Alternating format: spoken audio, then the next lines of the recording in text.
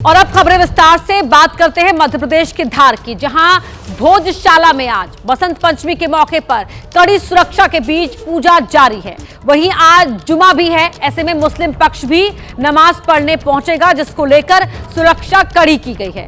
Supreme court ने कल अहम फैसला सुनाते हुए पूजा और नमाज दोनों के लिए ही समय निर्धारित किया था।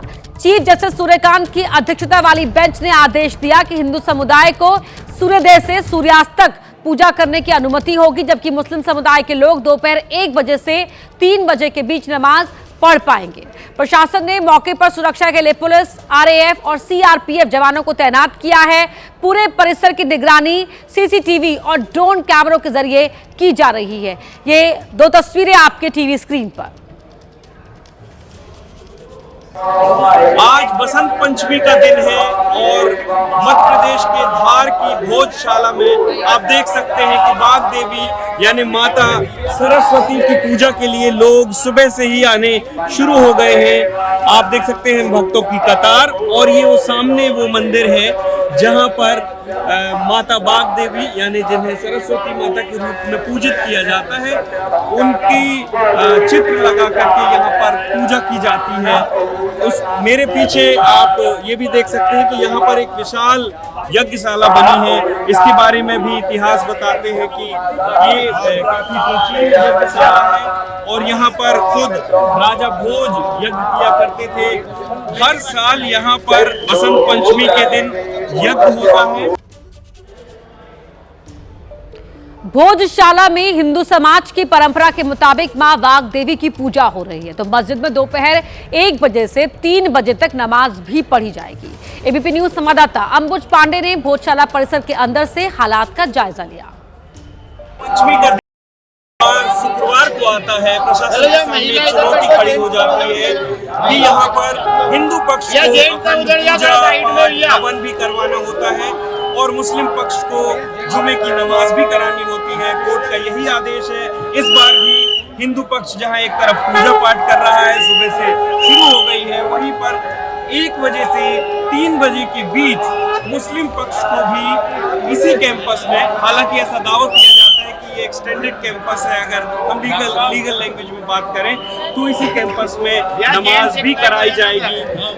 प्रशासन ने मुस्लिम पक्ष से नाम मांगे थे, संभवतः वो नाम दे दिए गए हैं। अभी तक औपचारिक सूचना नहीं दी गई है, ना ही प्रशासन की तरफ से, ना मुस्लिम पक्ष की तरफ से, कि कितने नाम नमाज के लिए दिए गए हैं, और इस बारे में भी अभी तक सूचना नहीं दी गई है कि आखिर इस परिसर में कहां पर नमाज कराई जाएगी। लेकिन प्रशासन के सामने ये बड़ी चुनौती है कि आज 1 बजे से 3 बजे के बीच नमाज भी होगी। और सबसे अलग बात इस बार ये है कि जिस समय नमाज हो रही होगी, पूजा भी हो रही होगी, क्योंकि अलग स्थान चिन्हित करके नमाज कराई जाएगी। भोजशाला में मां वाग्देवी का चित्र लगाकर पूजा की जा रही है, क्योंकि असली प्रतिमा लंदन के एक म्यूजियम में है। धार के भोजशाला में मंदिर के अंदर से अंबुज पांडे की ये एक्सक्लूसिव रिपोर्ट देख लीजिए। हम इस वक्त भोजशाला के उसी परिसर में मौजूद हैं और उसी मंदिर में मौजूद हैं जहां पर बाग देवी यानी सरस्वती माता की पूजा होती है।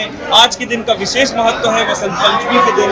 आप देख सकते हैं किस तरीके से श्रद्धालु बड़ी संख्या में सुबह से ही आने शुरू हो जाते हैं और यहाँ पर प्रतीक के तौर पर एक तैल चित्र रखा गया है बाग देवी का, सरस्वती माता का, जिसमें पूजा की जाती है। ये वही स्थान है जहाँ पर जो है बाग देवी की प्रतिमा थी, जो अब लंदन के एक म्यूजियम में है।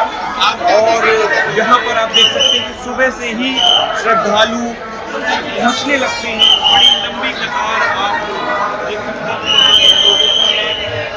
आज के दिन सरस्वती माता की पूजा का विशेष महत्व है और ये देश के उन चुनिंदा मंदिरों में से एक है जो सरस्वती माता का। तो भोजशाला परिसर में इस समय क्या स्थितियां बनी हुई हैं, वो बताने के लिए, उन तस्वीरों को दिखाने के लिए हमारे साथ अंबुज पांडे भोजशाला परिसर से हमारे साथ जुड़ रहे हैं। लाइव टीवी स्क्रीन पर आप उन्हें देख पाएंगे। अंबुज, आपकी रिपोर्ट मंदिर के अलग अलग हिस्सों की हमने दर्शकों को अभी दिखाई, अभी फिलहाल वहां पर क्या स्थिति है, क्या कुछ देखने को मिल रहा है, किस तरह की हलचल है, जरा बताएं।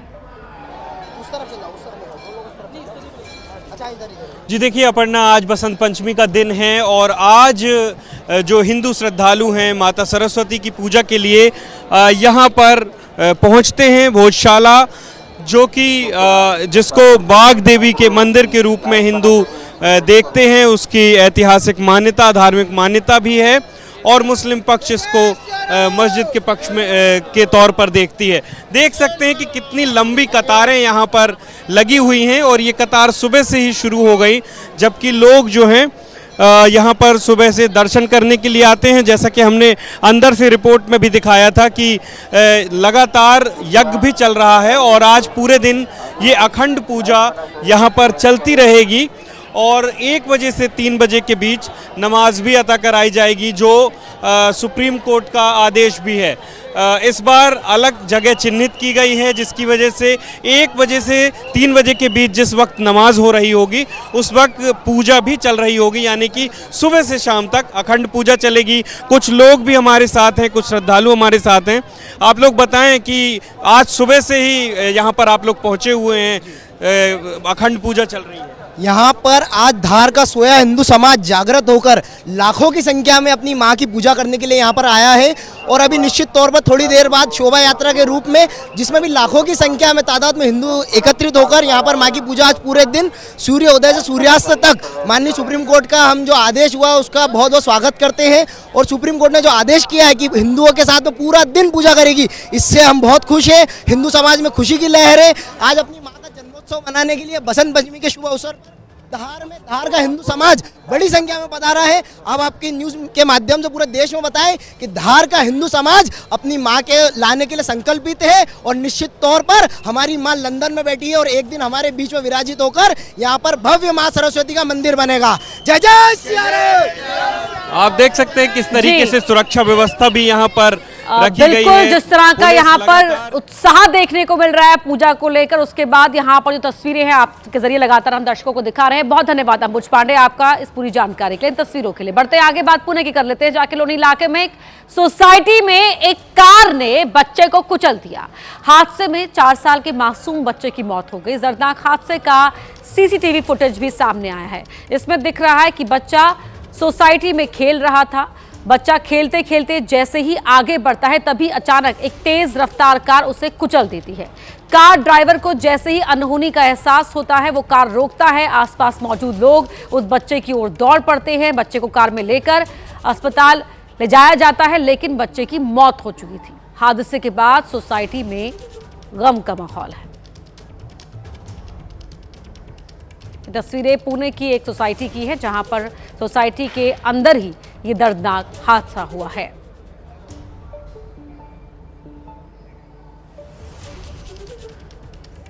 वहीं लखनऊ में आवारा कुत्तों के झुंड ने बच्चों पर हमला कर दिया। इसका सीसीटीवी फुटेज भी सामने आया है। इसमें दिख रहा है कि पार्क में बच्चा अपनी रिश्तेदार के साथ खेल रहा है, तभी अचानक कुत्तों का झुंड आता है। बच्चे की तरफ तेजी से वो जाता है। मासूम बच्चा डरकर अपनी रिश्तेदार के साथ पार्क से बाहर की तरफ भागा, लेकिन गेट पर कुत्तों ने उसके पैर में काट लिया। आवारा कुत्तों के आतंक से इलाके में दहशत है। मीना बेकरी चौराहे से ओंकारेश्वर मंदिर मार्ग के पीछे पार्क के पास तक कुत्तों का आतंक देखने को मिल रहा है। ये आवारा कुत्ते आते जाते लोगों पर हमला कर देते हैं। नगर निगम से कई बार शिकायत भी की गई है, लेकिन कोई असर उस शिकायत का नहीं हुआ।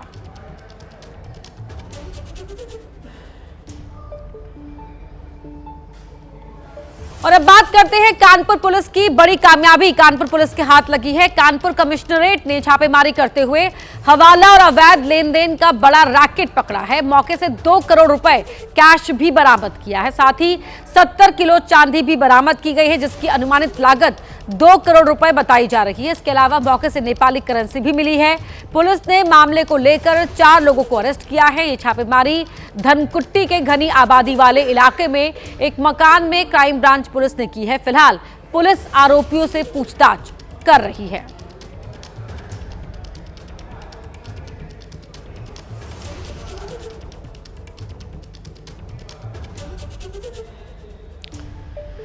यूपी के चित्रकूट जिले में कपड़ा कारोबारी के बेटे के अपहरण के बाद उसकी हत्या कर दी गई। इसके बाद बरगढ़ इलाके में लोगों का गुस्सा भड़क उठा। स्थानीय लोगों ने जमकर हंगामा किया। पुलिस प्रशासन ने मुर्दाबाद के पुलिस प्रशासन मुर्दाबाद के नारे भी लगाए गए। कारोबारी के बेटे के अपहरण के बाद उनसे 40 लाख रुपए फिरौती मांगी गई थी। फिरौती नहीं देने पर 14 साल के मासूम की गला दबाकर हत्या कर दी गई। हत्या के बाद अपहरणकर्ताओं ने शव को बक्से में बंद कर दिया था और शव मिलने के बाद यहां लोगों में जबरदस्त नाराजगी देखने को मिली है। रात 11 बजे के करीब ये शव मिला, जिसके बाद से इलाके में लोग भड़क गए।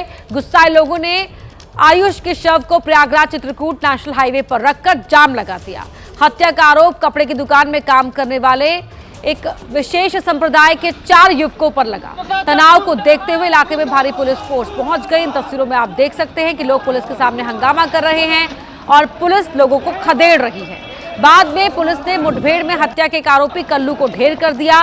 दूसरे आरोपी इरफान के पैर में गोली लगी है। मृतक के परिवार ने प्रशासन के सामने मांग रखी है कि दूसरे आरोपी का भी एनकाउंटर हो और उन पर बुलडोजर कार्रवाई की जाए।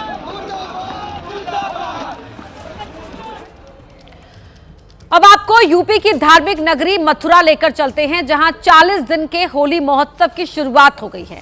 आज बसंत पंचमी है और आज से लेकर 40 दिन तक ब्रज में अबीर गुलाल उड़ेगा। ये तस्वीरें बांके बिहारी मंदिर की हैं, जहां श्रद्धालुओं का सैलाब उमड़ा है। सभी अपने आराध्य के साथ होली खेल रहे हैं।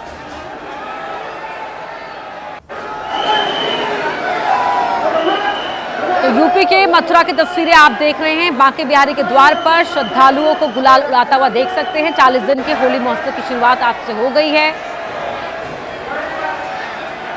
और अब बड़ी संख्या में मथुरा के गलियों में जो होली का उत्सव है, होली का रंग है, वो देखने को मिलेगा।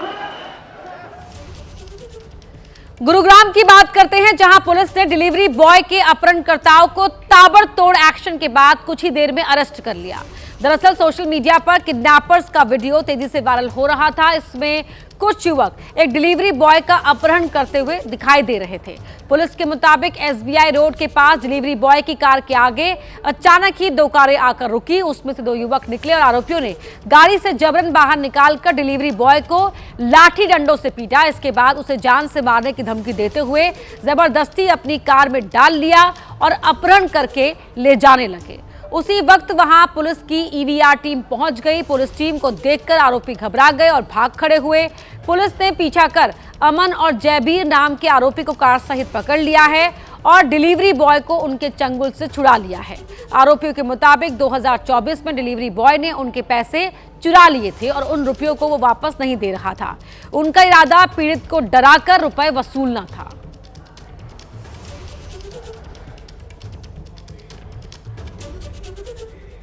यूपी के गाजियाबाद में हुए सड़क हादसे का हैरान कर देने वाला वीडियो सामने आया। यहां के मोदी नगर में एक सड़क हादसे में स्कूटी सवार भाई बहन नाले में गिर गए। स्थानीय लोगों ने तुरंत बचाव कार्य शुरू किया, लड़की को बाहर निकाला, जबकि लड़का खुद से ही बाहर निकल गया। इस हादसे में दोनों को गंभीर चोट लगी है। इसके बाद अस्पताल में लड़की को भर्ती कराया गया। स्कूटी की एक कार से टक्कर हो गई थी। इसके बाद कार भी पलट गई। हैरान कर देने वाला ये मामला मोदी नगर में दिल्ली मेरठ रोड से सामने आया है।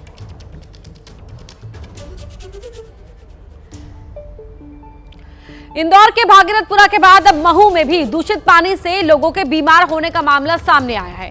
महू के पत्ती बाजार और चंदर मार्ग इलाके में 24 से ज्यादा लोग अचानक बीमार पड़ गए। इसमें 6 बच्चों को अस्पताल में भर्ती कराया गया। मामले की गंभीरता को देखते हुए प्रशासन पूरी तरह से अलर्ट मोड में आ गया है। देर रात महू विधायक उषा ठाकुर प्रभावित क्षेत्रों में पहुंची, हालात का जायजा लिया। वहीं इंदौर कलेक्टर शिवम वर्मा भी देर रात महू पहुंचे। कलेक्टर ने अस्पताल में मरीजों से मुलाकात की और परिवार से बातचीत की। परिवार ने कलेक्टर को बताया कि 14 तारीख से ही इलाके में हालात बिगड़ने लगे थे, लेकिन समय रहते कोई ठोस कार्रवाई नहीं हो पाई। इसके बाद कलेक्टर ने अलग अलग क्षेत्रों में जाकर लोगों से मुलाकात की और बच्चों की स्थिति की जानकारी ली। और बड़ी खबर का रुख करें। बड़ी खबर आपको बता दें, यूपी के कोडीन कफ सिरप केस में एक्शन देखने को मिला है, जहां आरोपियों की संपत्ति सीज करने की तैयारी शुरू कर दी गई है। वाराणसी में आरोपी शुभम जायसवाल का घर सीज किया जाएगा।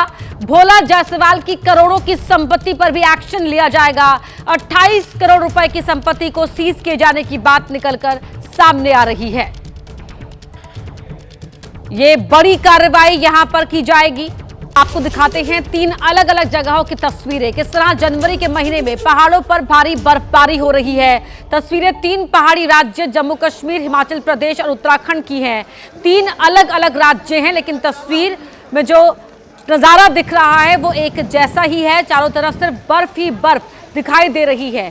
3 अलग अलग तस्वीरों के जरिए तीनों ही राज्यों में मौसम का हाल जान लीजिए। पहली तस्वीर हिमाचल प्रदेश की है, जहां शिमला में लगातार बर्फ पड़ रही है। इसके साथ ही राज्य के कई और जिलों में भी बर्फबारी हो रही है। दूसरी तस्वीर जम्मू कश्मीर की राजधानी श्रीनगर की है। यहाँ एक तरफ सैलानी बर्फबारी का लुत्फ उठा रहे हैं, तो दूसरी तरफ बर्फबारी से राष्ट्रीय राजमार्ग बाधित हो गया है। उत्तराखंड का भी हाल कुछ ऐसा ही है।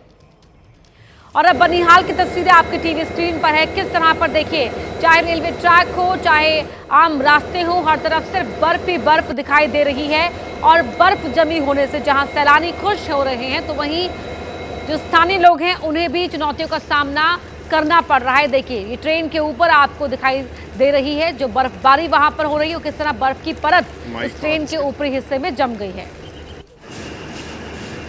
तो पहाड़ पर बर्फ, मैदान में बारिश, कुछ ऐसा ही मौसम का हाल इस समय बना हुआ है। और चाहे जम्मू कश्मीर का बनिहाल हो, जैसे पहले हमने आपको तस्वीरें शिमला की दिखाई, हर तरफ बर्फबारी के बाद ये सफ़ेद चादर बर्फ की दिखाई दे रही है। कई हिस्सों में बर्फ की मोटी चादर है, तो कहीं लगातार गिर रही बर्फ चुनौतियां खड़ी कर रही है। ये बनिहाल की तस्वीरें। फिलहाल यहाँ पर जो ट्रेन की यात्रा है उस पर खास फर्क तो नहीं पड़ा है, लेकिन सड़कों पर बर्फ जमी हुई है। ट्रेन के ऊपरी जो ट्रेन की छत है उस पर भी आपको बर्फ दिख रही है। तो क्या कुछ कहना चाहिए?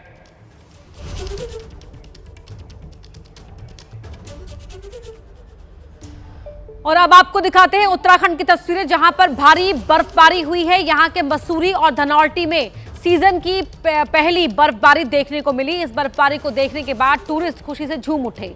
वहीं रुद्रप्रयाग के केदारनाथ में भी भारी बर्फबारी देखने को मिली है। 3 तस्वीरें आपको उत्तराखंड की दिखाते हैं, जो बताएंगे किस तरह से वहां पर हालात बने हुए हैं बर्फबारी के मद्देनजर। मसूरी और धनौल्टी में सीजन की पहली बर्फबारी देखने को मिली है। केदारनाथ में आप देख सकते हैं किस तरह से वहां बर्फ गिर रही है। पेड़ों पर भी यहां बर्फ नजर आ रही है। मसूरी, धनौल्टी और केदारनाथ, ये तस्वीरें आपके टीवी स्क्रीन पर। उत्तराखंड के जो पहाड़ी इलाके हैं वहां पर किस तरह बर्फबारी के बाद नजारा देखने को मिल रहा है, वो आप इन तस्वीरों में देख सकते हैं। और अब आपको उत्तराखंड के ही चक्राता की तस्वीरें दिखाते हैं, जहां सीजन की पहली बर्फबारी हुई है। अचानक हुए इस स्नोफॉल से पूरे क्षेत्र का नजारा ही बदल गया। लंबा इंतजार यहां पर करना पड़ा है इस बर्फबारी को देखने के लिए। स्थानीय लोग और जो टूरिस्ट हैं वो रोमांच से भर गए हैं। तो वहीं पर्यटन, होटल कारोबार और बागवानी से जुड़े लोगों के लिए ये बर्फबारी बड़ी खुशखबरी लेकर आई है।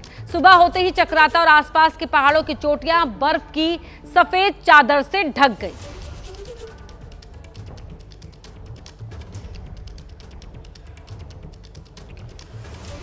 और अब आपको ले चलते हैं जम्मू कश्मीर, जहां के श्रीनगर में ताजा बर्फबारी ने पूरे इलाके को सफेद चादर में ढक दिया है। श्रीनगर में हुई बर्फबारी का असर हवाई और सड़क यातायात पर भी पड़ा है। खराब मौसम की वजह से श्रीनगर एयरपोर्ट से कई उड़ानों पर इसका साफ असर दिखाई दिया है। श्रीनगर की सड़कों पर बर्फ की मोटी चादर जमा हो गई है, जिसे हटाने के लिए मशीनों का इस्तेमाल किया गया। खराब मौसम की वजह से जम्मू श्रीनगर हाईवे बंद हो गया है और शहर के 85% इलाकों में बिजली गुल है। मौसम विभाग के मुताबिक श्रीनगर में बर्फबारी जारी रहने वाली है। कुछ ऐसा ही नज़ारा डोडा में भी देखने को मिला है। वहां भी भारी बर्फबारी हो रही है और यहाँ इस बर्फबारी के चलते जो स्थानीय लोग हैं उनके लिए हालात चुनौतीपूर्ण बन गए हैं, परेशानियां खड़ी कर रहे हैं। लंबे इंतजार के बाद कश्मीर घाटी में बर्फबारी शुरू हो गई है। हम श्रीनगर में इस समय नेशनल हाईवे के पास खड़े हैं और यहाँ पे आप लगातार देख सकते हैं कि जो पूरा इलाका है भारी बर्फबारी के चलते सफेद हो गया है। यहाँ से आवाजाही जो है फिलहाल तो जारी है, लेकिन जिस तरीके से बर्फबारी हो रही है उसको देखते हुए पूरे इलाके में अलर्ट कर दिया गया है। आप देख सकते हैं कि जिस जगह पे हम खड़े हैं यहाँ से दाईं ओर गुलमर्ग की तरफ और सोनमर्ग की तरफ रास्ता जाता है, सीधे जो है बड़गाम यानी एयरपोर्ट की तरफ रोड जाता है और बाईं ओर जो सड़क जाती है वो पहलगाम की तरफ जाती है। और यहाँ पे भी श्रीनगर में इस समय जो भारी बर्फबारी हो गई है, तकरीबन 2 इंच बर्फ यहाँ पे रिकॉर्ड हुई है। मौसम विभाग के अनुसार जो वेस्टर्न डिस्टर्बेंसेस दो लगातार एक के बाद एक कश्मीर घाटी की तरफ आई है, उसके चलते मौसम में ये बदलाव आया है, जिसके कारण ये बर्फबारी होने का अनुमान है। जो अभी तक आंकड़े आए हैं उनके अनुसार कुपवारा के ऊपरी इलाकों में 2 से 2.5 फीट तक ताजा बर्फ गिरी है, गुलमर्ग में 1.5 फीट बर्फ गिरी है, जबकि श्रीनगर के कुछ इलाकों में तो भारी बर्फबारी हुई है, कुछ इलाकों में बर्फ नहीं गिरी है। जिस जगह पे हम खड़े हैं, मैं कैमरामैन से कहूंगा कि वो नीचे दिखाए कि यहाँ पे तकरीबन यानी 1 इंच से ज्यादा जो है बर्फ यहाँ पे जमा हो चुकी है और लगातार ऊपर से बर्फ गिर रही है। सड़कों का हाल आप देख सकते हैं कि सड़कों पर बर्फ जमा हो गई है, जिसके कारण फिसलन हो गई है और फिसलन के कारण ही लोगों को एहतियात बरतने के लिए कहा गया है। अगले 48 घंटों तक फिलहाल कश्मीर घाटी पर इसी तरीके का मौसम बना रहेगा, जिसके कारण भारी से बहुत ज्यादा भारी बर्फबारी हो सकती है। कश्मीर घाटी में भारी बर्फबारी ने हवाई यात्रा को बाधित कर दिया है। श्रीनगर एयरपोर्ट पर बर्फ की मोटी परत जम गई है। एयरपोर्ट के अंदर और बाहर बर्फ का ढेर लगा हुआ है।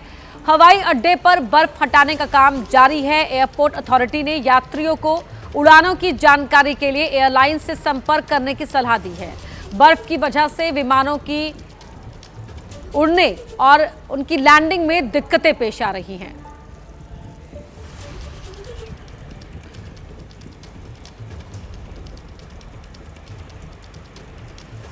और अब आपको दिखाते हैं 6 तस्वीरें जम्मू कश्मीर के कई इलाकों में हुई भारी बर्फबारी से किस तरह से वादियां गुलजार हो गई हैं।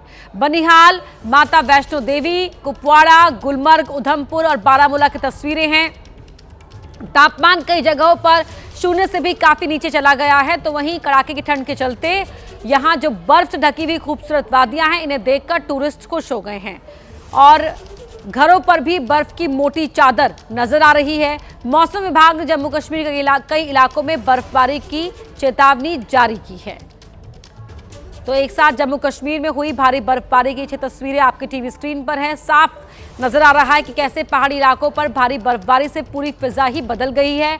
तमाम पहाड़ बर्फ से ढके हुए नजर आ रहे हैं। पहाड़ों पर हो रही बर्फबारी की वजह से सैलानियों के चेहरे खिले हुए हैं, तो वहीं पर लगातार हो रही बर्फबारी ने स्थानीय लोगों की मुश्किलें बढ़ा दी हैं।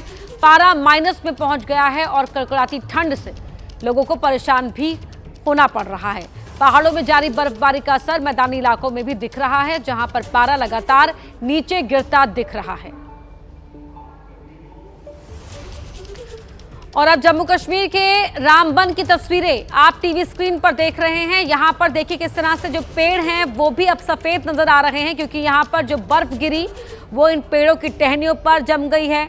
जहां गाड़ियां खड़ी हैं वहां गाड़ियां बर्फ से ढक गई हैं। सड़कें, पहाड़ सब इस समय सफेद हो चला है।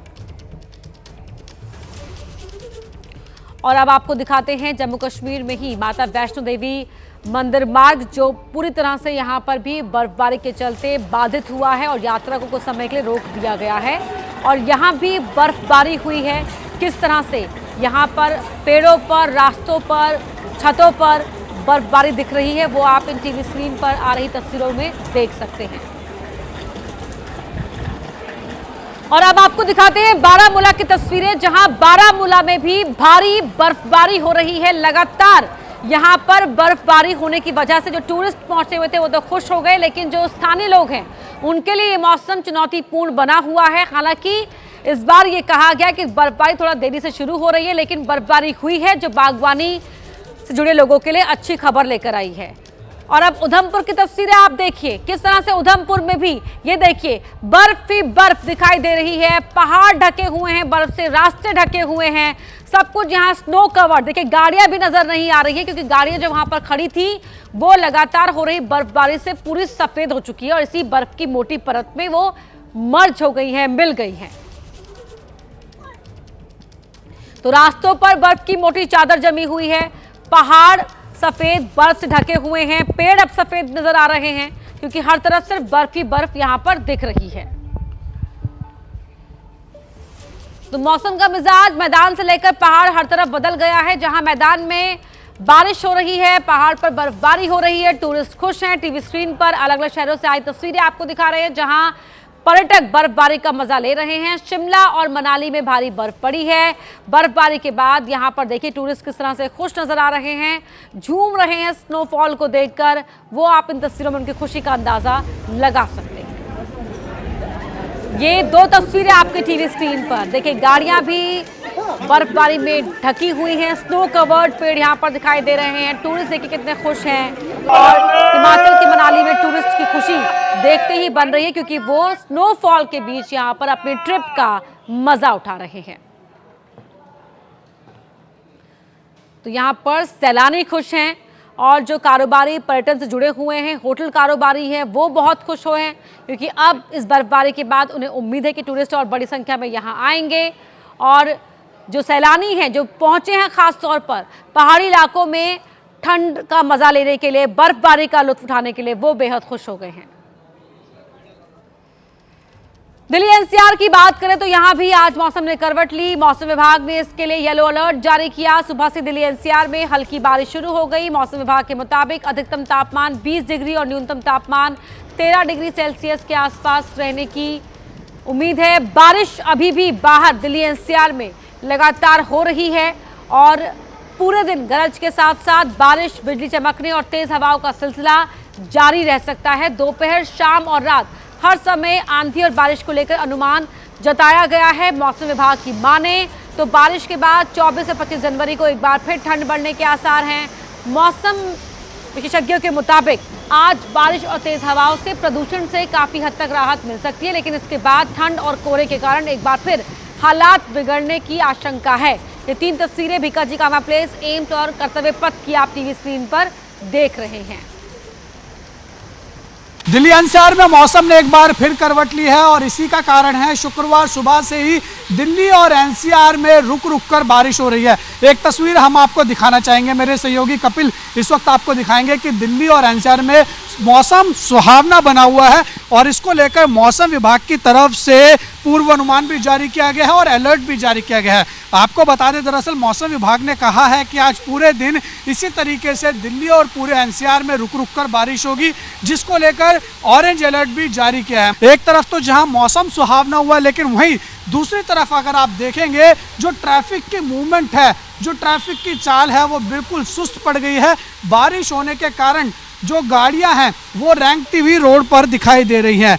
और इतना ही नहीं, आपको ये भी जानकारी दे देते हैं कि मौसम विभाग ने ये भी जानकारी दी है कि एक बार ठंड ने फिर वापस यू टर्न ले लिया है, क्योंकि 2 दिन से लगातार दिल्ली में तेज धूप खिले होने के कारण लोगों को गर्मी का एहसास हो रहा था।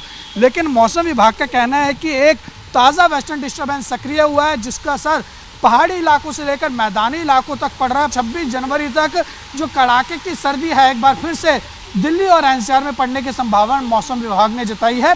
और इतना ही नहीं, मौसम विभाग ने यह भी पूर्वानुमान जताया है कि अगले 24 घंटे के अंदर दिल्ली का जो न्यूनतम तापमान है वो 5 से 6 डिग्री सेल्सियस एक बार फिर से पहुंच सकता है।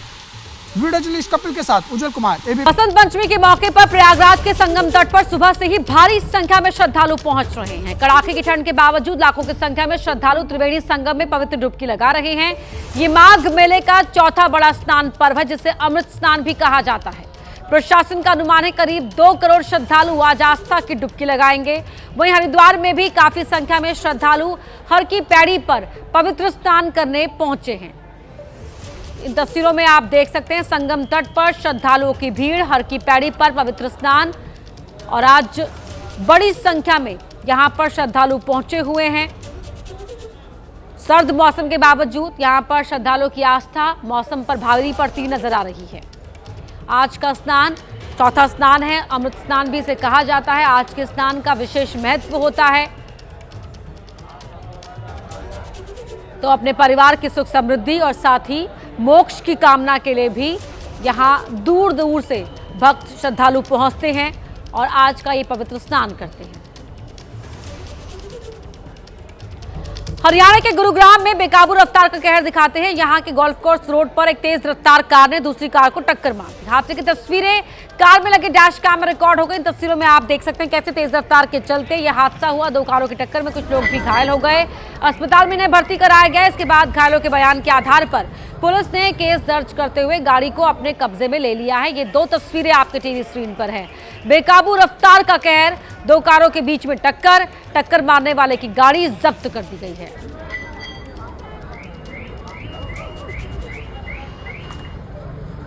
तो ये बेकाबू रफ्तार से कार चलाने का नतीजा है कि 2 कारों की आपस में भिड़ंत हो गई। जिस गाड़ी ने टक्कर मारी उस गाड़ी को चला रहे शख्स की गाड़ी जब्त कर ली गई है और ये जोरदार टक्कर यहां पर देखने को मिली है। और ये सब कुछ हो रहा था स्पीड लिमिट से आगे गाड़ी दौड़ाने की वजह से।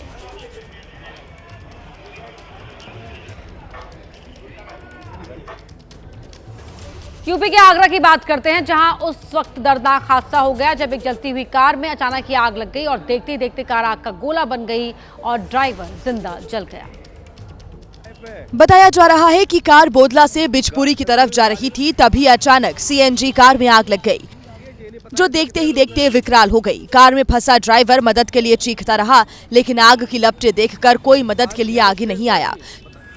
जानकारी के मुताबिक कार में रखे सीएनजी सिलेंडर की वजह से आग और ज्यादा भड़क उठी। लोगों ने तुरंत फायर ब्रिगेड को खबर दी। फायर ब्रिगेड की टीम ने कड़ी मशक्कत के बाद आग पर काबू पा लिया, लेकिन तब तक कार पूरी तरह से जलकर राख हो चुकी थी। हादसे के पीछे शॉर्ट सर्किट को बताया जा रहा है। गाजियाबाद में उस वक्त अफरा तफरी मच गई जब एक तेज रफ्तार कार दूसरी कार को बचाने के चक्कर में एक्सीडेंट का शिकार हो गई और डिवाइडर से टकराकर पलट गई। दरअसल कार की रफ्तार इतनी तेज थी कि जैसे ही वो डिवाइडर से टकराई उल्टी हो गई, लेकिन जैसे ही कार पलटी वहां लोगों की भीड़ इकट्ठी हो गई। लोगों ने तुरंत एकजुटता दिखाई और कार को सीधा कर दिया, जिससे कार में दबे ड्राइवर की जान बच गई। बताया जा रहा है कि सामने से आ रही कार को बचाने के चक्कर में ये कार पलटी, क्योंकि रफ्तार इतनी ज्यादा थी कि ड्राइवर कंट्रोल खो गया और कार डिवाइडर से टकरा गई। गनीमत इतनी रही कि इस एक्सीडेंट में कोई हताहत नहीं हुआ। यूपी के कन्नौज में महज 5 रुपए के विवाद में दुकानदार की जान पर बनाई। दबंगों ने न केवल दुकानदार को जमकर पीटा बल्कि उसकी दुकान में लूटपाट भी की। दुकान के बाहर हंगामा कर रहे दबंग मानने को तैयार नहीं थे। न तो उन्हें भीड़ की परवाह थी और न ही कानून का कोई डर। आधा दर्जन दबंगों ने पहले दुकान के बाहर जमकर हंगामा और बवाल किया और जब उससे भी मन नहीं भरा तो आरोप है कि दुकानदार को लाठी डंडों से पीटा गया। आरोप तो यह भी है कि दुकान पर पथराव हुआ, सामान उठाकर फेंक दिया गया और लूटपाट की गई। हालात इतने खराब हो गए थे कि दुकानदार को दुकान का शटर गिराकर अपनी जान बचानी पड़ी। आरोप यह भी लग रहे हैं कि दबंगों के साथ एक पुलिसकर्मी भी उनकी मदद में साथ आया था। यह पूरा बवाल केवल एक सिगरेट की डिब्बी खरीदने पर 5 रुपए को लेकर हुए विवाद के बाद हुआ। कन्नौज के सदर कोतवाली इलाके के गोलकुआ मार्केट की यह घटना बताई जा रही है।